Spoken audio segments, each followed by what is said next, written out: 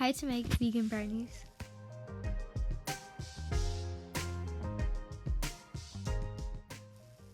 The first step to making vegan brownies is to preheat your oven to 175 degrees.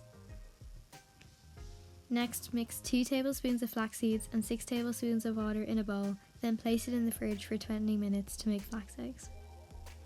Then add 1 cup of plain flour, 1 cup of sugar and half a cup of cocoa powder in a bowl. Then mix.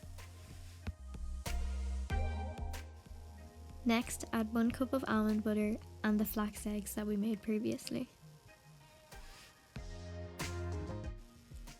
Next, add half a cup of almond milk and mix.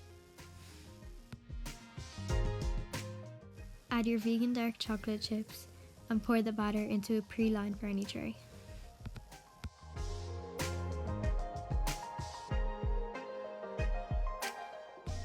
Flatten it out and put the tray in the oven for 25 to 30 minutes.